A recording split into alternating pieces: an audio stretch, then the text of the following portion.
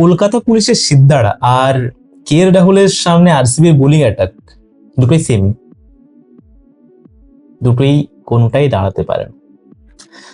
নমস্কার, আমি শান্তনু, আপনারা দেখছেন ফাইনালি বাঙালি। আজকে আমি একাই চলে এসেছি আরসিবি ভার্সেস দিল্লি ক্যাপিটালস যে ম্যাচটা ছিল চিন্নাস্বামীতে আজকে, তার একটা ম্যাচ ক্রিটিক্যাল অ্যানালিসিস নিয়ে।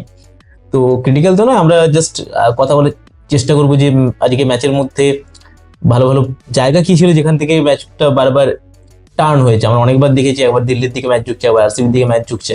তো সেই জায়গাগুলো নিয়ে কথা বলবো। অ্যান্ড দুটো টিমের মধ্যেই কয়েকটা জায়গা রয়েছে এরিয়া অফ কনসার্ন, তো সেগুলো নিয়েই আমরা ডিসকাস করতে। চলুন শুরু করা যাক। আজকে চিন্নাস্বামীতে খেলা ছিল, বাট চিন্নাস্বামীতে আমরা যেরকমটা দেখি যে 220 এরকম এক্সপেক্ট করতে থাকি, রানের বন্যা বয়ে যাওয়া, বাট সেই জিনিসটা কিন্তু আজকে পিচটার মধ্যে ছিল না। যেটা টসে জিতে অক্ষর প্যাটেল অলরেডি বলে দেয় যে আজকে পিচ স্লো হবে, স্পিনাররা কাজ করবে, অ্যান্ড তার আঙুলে চোট আছে। তারপরেও যদি দরকার পড়ে সে 4টা ওভারই বল করবে, মানে এতটাই স্পিন ফ্রেন্ডলি পিচ আজকে।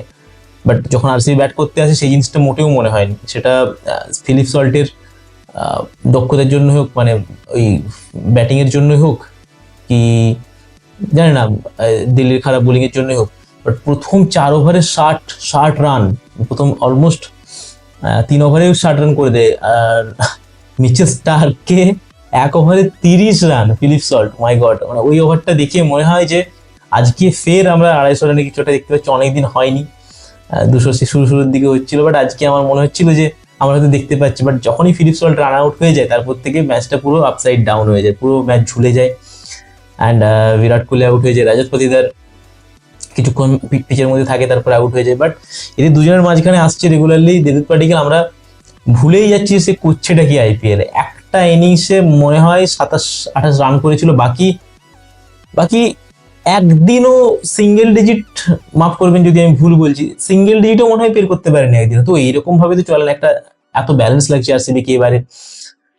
তো সবাই অলমোস্ট পারফরমেন্স দিচ্ছে নিজের নিজের এরিয়াতে, বাট এরকম একটা ভাইটাল পজিশন নাম্বার 3-তে এসে যদি এইভাবে ম্যাচ ঝোলাচ্ছে না, বাট এইভাবে আউট হয়ে চলে যায়, তখন কতটা প্রেসার পড়ে রাজত পাতিদার, লিভিংস্টোনদের উপরে। এবার লিভিংস্টোনও রান পায়নি লাস্ট দুটো ম্যাচে, কিন্তু রাজত পাতিদার একার উপরে এত প্রেসার চলে, সেটা কিন্তু যেহেতু ক্যাপ্টেন, ম্যাচ জিতে যাচ্ছে বলে এখন সেই প্রেসারটা নেই। বাট যদি একটা দুটো ম্যাচ হারতে শুরু করে অ্যান্ড ব্যাটিংও প্রেসার চলে আসে, তখন কিন্তু টিমের পুরো ব্যালেন্সটাই নষ্ট হতে শুরু করবে, কারণ প্লেয়ার চেঞ্জ হবে, এদিক ওদিক হওয়া শুরু করবে, এক্সপেরিমেন্ট হতে শুরু করবে। তো আমার মনে হয় যতদিন না জিনিসটা মানে ওই ক্যান্সার সেলটা যতদিন ছড়িয়ে পড়ছে টিমের মধ্যে, ততদিন আমার মনে হয় আরসিবির দেখা উচিত, যদি আর একটা দুটো ম্যাচ অবশ্যই দেখবে দেবদূত পাডিক্কলকে নিয়ে। বাট তারপরে যদি একই রকম জিনিস থাকে, আমার মনে হয় নতুন কাউকে দেখা উচিত, যে ওকে ওই জায়গাটাই না হলেও অন্তত নিচের দিকে হলেও যেখানে ফিট করাতে পারবে। হয়তো রাজত পাতিদার উপরে ব্যাট করলো, একটু নাম্বার 3-তে ব্যাট করলো, but at least lower bottom order হোক, বা ওইখানে ওই নাম্বার 3-তে যদি কাউকে ফিট করাতে পারে তাহলে ভালো। আমার মনে হয় নতুন কাউকে দেখা উচিত আরসিবির। যাই হোক, নিচের দিকে যদি আসি, লিভিংস্টোন, জিতেশ শর্মা আজকে জলদি আউট হয়ে যেত। একটা সময় আরসিবি যখন 4 ওভারে 60 রান ছিল, সেখান থেকে হঠাৎ করে 125 রানে 7 উইকেট হয়ে যায়। মানে সেখান থেকে মনে হচ্ছিল যে তখন অলরেডি 17 ওভার চলছে, Bhubaneswar Kumar, Tim David bat করছে দুজন। এবারে তখনও মুকেশ কুমারের 2 ওভারে 7 রান দিয়ে, একটা ওভার মিডেন দিয়ে একটা উইকেট বাকি আছে। মোহিত শর্মার 2 ওভারে খুবই কম, কত তখন মনে হয় 13-14 রান দিয়েছিল মোহিত শর্মা, 16-17 এরকম কিছু একটা হবে, 2 ওভার বাকি আছে। তো ওখান থেকে 3 ওভার মিচেল স্টার্কের একটা ওভার বাকি আছে। তো ওখান থেকে কত রান এক্সপেক্ট করতে পারি? হয়তো আমি ভেবেছিলাম 3 ওভারে বড়জোর 30 রান হবে, মানে 125, 150, 55 রান হবে। But there came Tim David. সেখান থেকে ওই পরের 3 ওভারে মনে হয় প্রায় 40, একটা ওভার বাদ দিয়ে দিন, 17 নম্বর ওভারটা বাদ দিন, পরে দুটো ওভারে 36 রান করে আই থিঙ্ক। তো ওইখানেই ম্যাচটা পুরো মোমেন্টাম চেঞ্জ হয়ে যায়। অ্যান্ড টিম ডেভিড কি করছে এবারে, টিম ডেভিড এবারে শুধু নয়, আপনারা যদি টিম ডেভিড স্ট্যাটসটা দেখেন না, এবারে তো already 92 average, I think 92 average, 195 strike রেটে। মানে যতগুলো ম্যাচে ব্যাট পেয়েছে, প্রত্যেকটা ম্যাচে ইম্প্যাক্টফুল পারফরমেন্স দিয়ে গেছে। যে ম্যাচগুলো দরকার পড়েনি সেগুলো দরকার পড়েনি। বাট এক সেকেন্ড ওয়েট করবেন, আমি জাস্ট আগের বছরের স্ট্যাটটা আমি খুঁজে রেখেছি।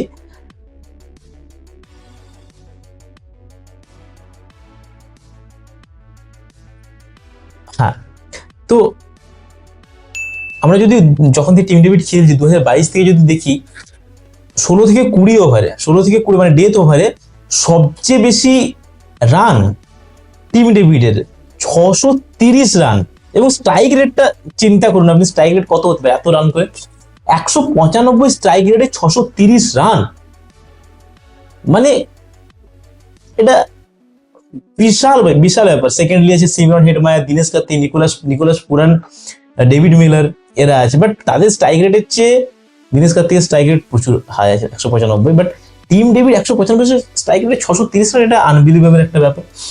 এবারে ওই জিনিসটার জন্য আগের দিনও আরসিবি মানে একটা জায়গা থেকে জাম্প করে শেষের দিকে চলে যাচ্ছে, আর এদিকে ভালো জিনিস কি হচ্ছে না, একটা মোমেন্টাম পুরো শিফট করে দিচ্ছে। যখন আপনার ব্যাটিংটা যখন ডেথ ওভার্সে যখন রান চলে আসে, তখন কি হয় অপোনেন্টের একটা মাথার মধ্যে একটা জিনিস চলতে থাকে যে উই লস দ্য মোমেন্টাম, ঠিক আছে, তারা ম্যাচটা থেকে যথেষ্ট পিছিয়ে পড়ে শেষ সময় যখন এসে তাদের ম্যাচ হাতের মধ্যে দিয়ে ম্যাচটা চলে যায়, তো সেটা গ্রিপ করতে অসুবিধা হয় যখন তারা আবার ব্যাট করতে আসে। সেই জিনিসটা আজকে দিল্লির সাথে হয়েছে, দিল্লি ব্যাট করতে এসে কিন্তু মুখ থুবড়ে পড়ে, আবার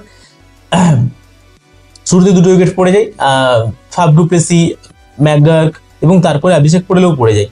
তারপর মনে হচ্ছিল যে আরসিবি ম্যাচটা কিন্তু জিতে যাবে। আমি ভুল বলছি না, যারা ম্যাচ দেখছেন তারা সবাই এটাই এক্সপেক্ট করছিল যে 30 রানে 3টে হয়ে গেছে, আরসিবি হয়তো ম্যাচ জিতে যাবে, কারণ দিল্লি ক্যাপিটালস এখন অব্দি সেভাবে টেস্টেড নয়।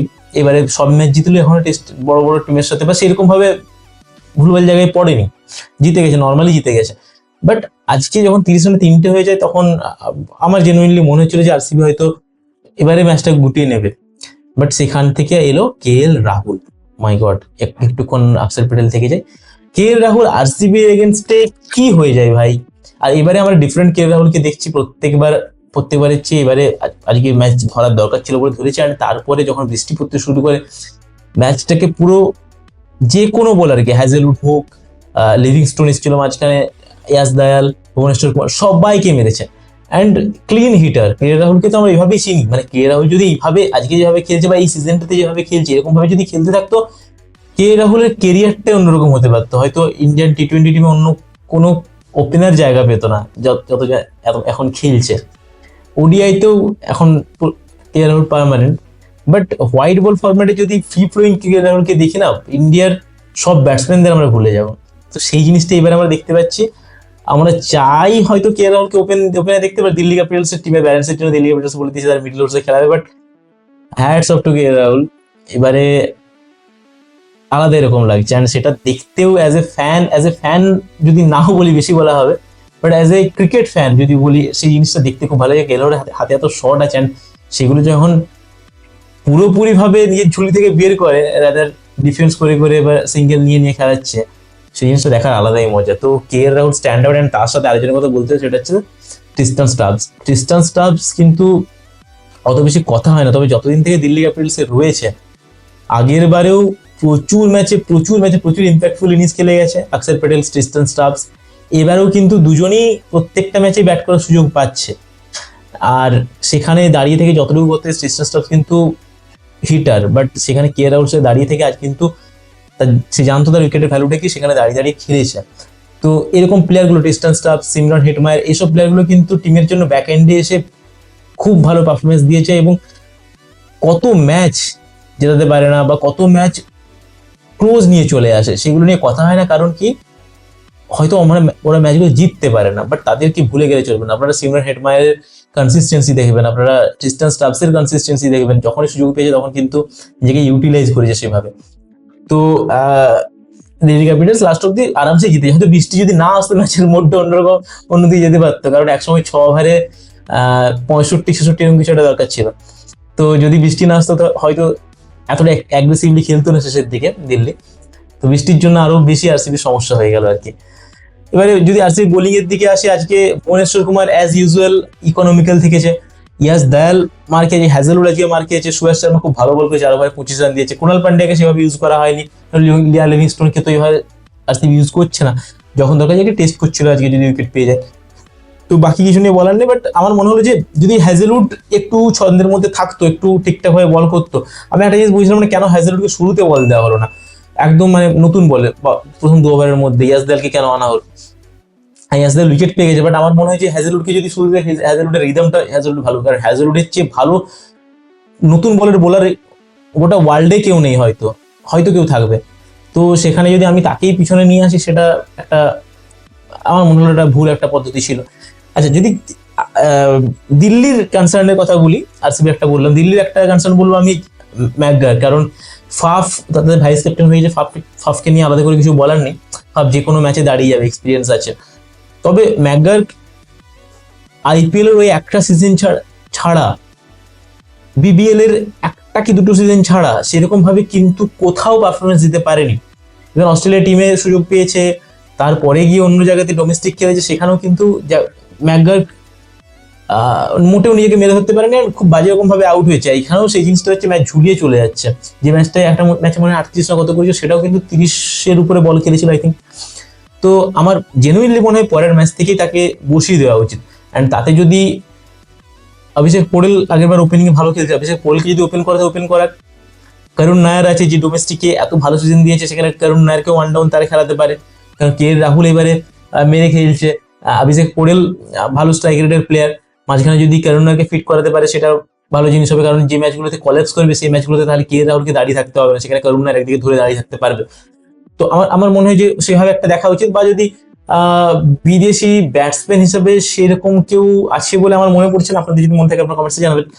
তো আমার মনে হয় যে এই চেঞ্জটা করতে পারে, যতটা না আরসিবির এক্ষুনি পাডিক্যালকে বসানো দরকার, বাট আমার মনে হয় দিল্লির ম্যাকগারকে নিয়ে একটু ভাবা উচিত। ভিভরাজ নিগম কিন্তু এবারে খুব ভালো বোলিং করেছে, যেরকম লখনৌয়ের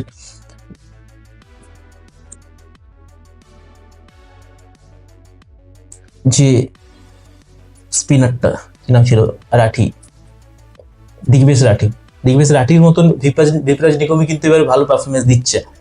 তো এই নতুন নতুন প্লেয়ারগুলোকে দেখে ভালো লাগছে।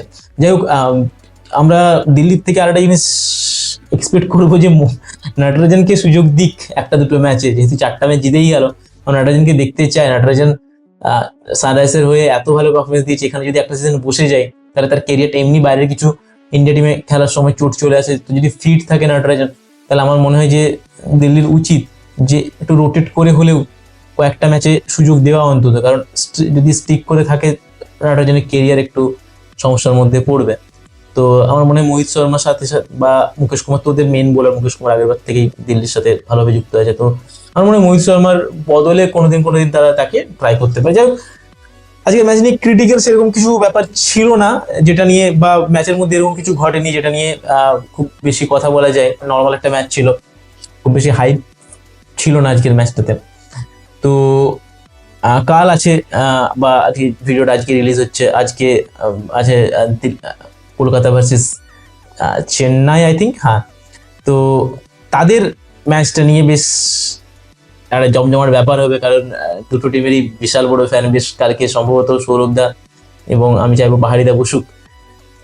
তো সেটা আপনারা দেখবেন। আজকের ভিডিওটি কিরকম লাগলো সেটা কমেন্টসের মধ্যে জানাবেন, এবং ক্রিকেটের ভিডিওসগুলো একটু শেয়ার করুন বন্ধুদের সাথে, কারণ আমরা প্রত্যেকটা ম্যাচই শেয়ার করছি। আপনারা আগে যখন আমরা রেগুলার ক্রিকেট ভিডিও ছাড়তাম তখন অনেক মানুষ ভালোবাসতেন, এখন সেরকম ভাবে ভিউজ পাচ্ছে না। আমরা মুসুরে পড়ছি না, আমরা প্রত্যেকটা ম্যাচেরই অলমোস্ট অ্যানালাইসিস করার চেষ্টা করব, বাট আপনাদেরকে একটু সাথে থাকতে হবে। যদি ভালো লাগে থাকে বন্ধুদের সাথে শেয়ার করবেন, ভিডিওটি লাইক করুন এবং সাথে থাকুন ফাইনালি বাঙালির।